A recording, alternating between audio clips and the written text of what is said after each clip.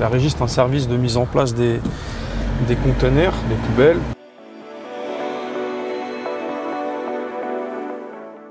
Donc j'ai déjà ma tournée qui est ici présente sous forme de planning. Donc je comptabilise le nombre total de conteneurs à livrer. Je vais piocher dans le stock. Je charge mon camion.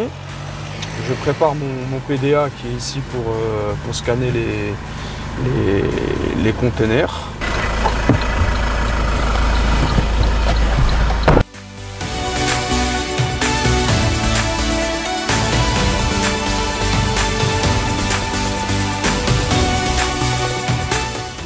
On va récupérer un ancien conteneur qui est cassé. Les bacs, je les reprends sous réserve qu'il y a de la place dans le camion. Et la règle numéro 1, c'est que les bacs soient vides.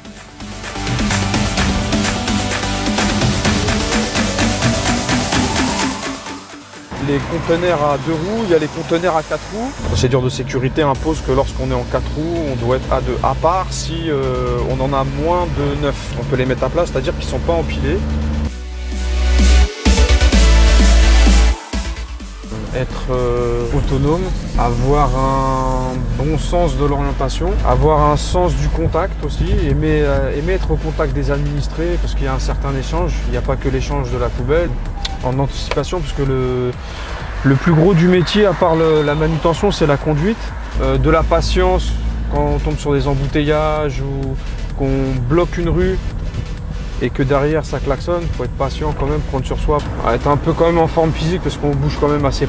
Savoir s'organiser aussi, c'est très important dans le sens où on a une tournée, donc on a plusieurs villes, on a le chargement du camion aussi, comment l'organiser pour faciliter l'accès à la livraison quand on livre des endroits où il y a de la circulation assez dense.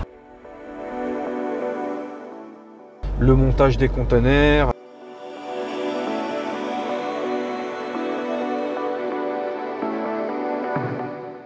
De la réception de marchandises par le biais des prestataires de services. Quand on rentre, on décharge nos camions. Les anciens conteneurs cassés qu'on récupère chez les administrés ou dans les collectifs. Le nettoyage aussi des conteneurs.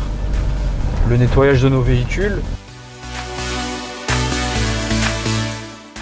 La circulation, il y a des moments où il y a beaucoup de circulation. Il y a des moments où on est obligé de livrer un peu dans le speed.